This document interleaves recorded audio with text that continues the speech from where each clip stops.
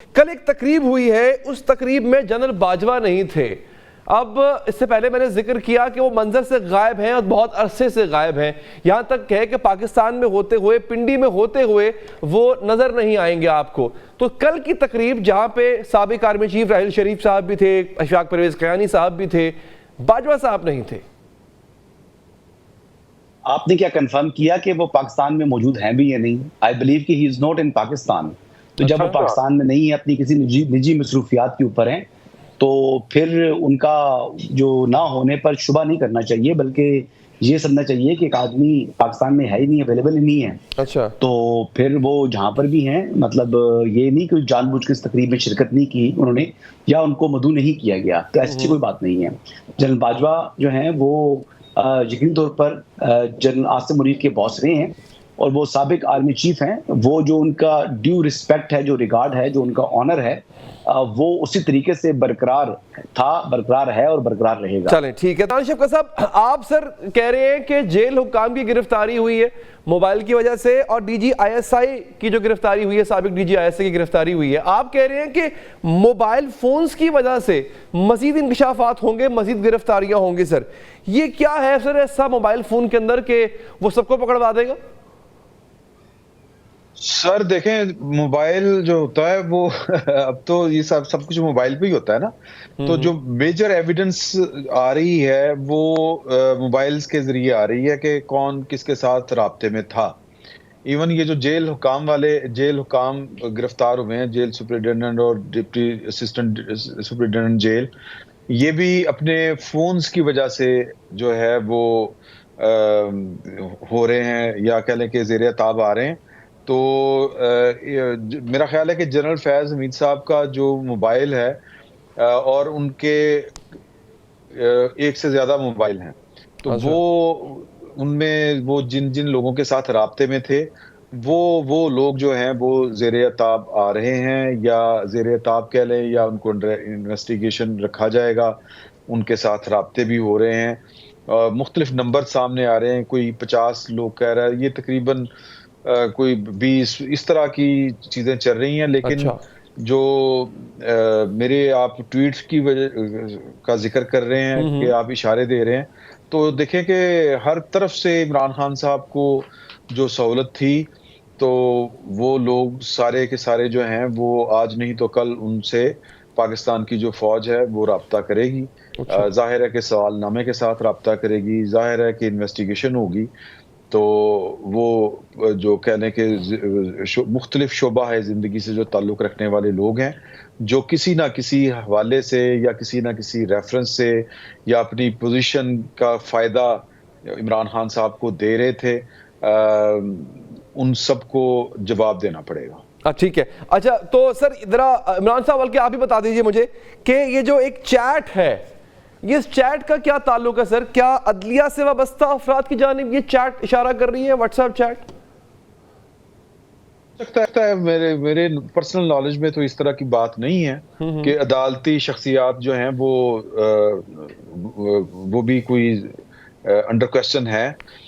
لیکن آپ دیکھ لیں نا کہ بہت سے ججز ہمارے ہیں جو بہت ایک دم سے انقلابی ہو گئے تھے، خط لکھ رہے تھے، حوالے دے رہے تھے. بہت سے جو جج تھے وہ کہہ رہے تھے جی کہ فلاں صاحب کا بھی بیان ریکارڈ کیا جائے، اس کو بھی طلب کیا جائے گا، وہ بھی طلب کیا جائے گا. تو یہ جو اچانک سے ہمیں ایک تحرک نظر آیا تھا، عدالتوں میں جو اچانک سے تحرک نظر آیا تھا، یہ جو انقلابی کیفیت نظر آئی تھی، اس کے پیچھے کوئی نہ کوئی تو وجہ ہوگی. تو ان وجوہات میرا خیال ہے کہ ان کو تلاش کیا جائے گا. اچھا ٹھیک ہے. اچھا حسن ایوب صاحب، جنرل فیض کی جو گرفتاری ہے، تحریک انصاف نے فاصلہ اختیار کر لیا اس گرفتاری سے، بلکہ جنرل فیض سے ہی فاصلہ اختیار کر لیا. حالانکہ ماضی میں کہیں نہ کہیں الزام لگتے رہے ہیں کہ جنرل فیض کی سیاسی وابستگی رہی ہے تحریک انصاف سے، تحریک انصاف کو فائدہ بھی پہنچا ہے. تو کیا ریٹائرمنٹ کے بعد بھی انہوں نے کچھ سہولت کاری کی تحریک انصاف کی، اور وہ کیا سہولت کاری کر سکتے تھے ریٹائرمنٹ کے بعد؟ نہیں، دیکھیں یہ تو اکٹ ہوتا آ رہا ہے، یہ ماضی کی روایت ہے، اور یہ کچھ نیا نہیں ہوا. جس کو آپ لوگوں نے ظاہری بات ہے کہ اب جب آئی ایس پی آر اس کی تصاویر ریلیز کر رہا ہے اور ایک پوری پریس ریلیز دے رہا ہے، تو اس میں نیم میخ نکالنا میرے خیال سے درست نہیں ہے. جیسا انہوں نے بیان کر دیا ادارے کی جانب سے، یہ پرانی روایت ہے اور اس روایت کو برقرار رکھا ہے جنرل عاصم منیر نے بھی، اور یہ اسی سلسلے کی کڑی ہے. اس کا جنرل فیض حمید کی گرفتاری سے یا جو دیگر معاملات ابھی کھل رہے ہیں اس سے اس کا کچھ بھی دور دور تک لینا دینا نہیں ہے. جہاں تک بات کریں جنرل فیض حمید کی گرفتاری کی، تو یقینی طور پر وہ گرفتاری تو سپریم کورٹ کے احکامات کی روشنی میں جب معاملہ ریفر ہوا وزارت دفاع کو ٹاپ 30 ہاؤسنگ سوسائٹی کا، تو پھر اس کے اوپر جب ایک منسٹری آف ڈیفنس نے جی ایچ کیو کو حکم دیا اور جی ایچ کیو نے پھر اپنا ایک میجر جنرل رینک کا آفیسر انکوائری کے لیے مقرر کیا، تو پھر بہت سی چیزیں کھلی اور بہت سے انکشافات ہوئے اور بہت سا میٹیریل بھی برآمد ہو چکا ہے جو کہ چکوال والی ریزیڈنس ہے جنرل فیض حمید کی. اور ابھی تک جو میری اطلاعات کے مطابق جو لوگ گرفتار ہوئے ہیں ان کے بعد بھی یہ سلسلہ یہاں پر رکنا نہیں ہے، مزید گرفتاریاں عمل میں لائی جانی ہیں. ایک بڑا نمبر ہے، ایک بڑا چنک ہے جن لوگوں کو گرفتار کرنا ہے، جس میں جو ریٹائرڈ لوگ بھی ہیں، جس میں دیگر محکموں کے لوگ بھی ہیں، جس میں دیگر محکموں کے ریٹائرڈ لوگ بھی ہیں، تو ان میں سے بھی گرفتاریاں عمل میں لائی جائیں گی. اب دیکھنا یہ ہے کہ کب گرفتاری ہوتی ہے، کس طریقے سے معاملے کو آگے بڑھایا جاتا ہے. ٹھیک ہے ٹھیک ہے. اچھا یعنی یہ آپ کہہ رہے ہیں گرفتاریاں ابھی ہونی ہیں، ٹھیک ہے. تو عمران شکوہ صاحب یہ جو گرفتاریاں ابھی ہو رہی ہیں فوج سے وابستگان کی، لیکن ہم یہ دیکھ رہے ہیں کہ تحریک انصاف کی سہولت کاری جو ہے اس کا مرتب ٹھہرایا جا رہا ہے. الزام یہ ہے کہ 9 مئی بھی ہو سکتا ہے، 9 مئی بھی کردار ہو اور تحریک انصاف کے ساتھ سہولت کاری کا بھی کردار ہو. اب ان گرفتاریوں کا آغاز کب سے ہوگا؟ کیا یہ بات صرف تحریک انصاف تک رہے گی، یہ بات صرف ادارے تک رہے گی، یا دیگر ادارے جیسے عدلیہ کی بات کی جا رہی ہے وہاں پر بھی اس طرح کا جو ہے وہ ایک کارروائی عمل میں لائی جائے گی؟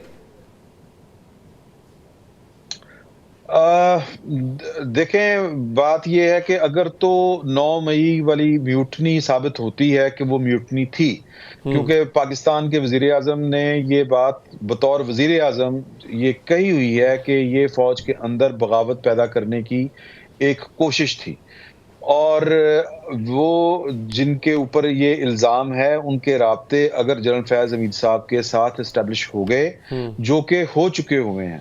یہ میں آپ کو خبر دے رہا ہوں آپ کے لیے. میرے ذرائع یہ کہتے ہیں کہ جنرل فیض حمید صاحب کے مختلف سیاسی شخصیات کے ساتھ ان کے رابطے تھے، اور رؤف صاحب کے ساتھ تو ان کا بڑا گہرا تھا، عمر ایوب صاحب کے ساتھ بھی تھا، اور بھی کچھ لوگ بتائے جاتے ہیں. یہ مختلف سمز جو تھیں، کیونکہ یہ صرف ایک ٹیلی فون جو ہے وہ اس کا ڈیٹا جو ہے وہ اس کو انالائز نہیں کیا گیا، رؤف صاحب کا بھی کیا جا چکا ہوا ہے، ان کا موبائل بھی دیکھا جا چکا ہوا ہے. تو گرفتاریاں ہوں گی لیکن مرحلہ وار ہوں گی.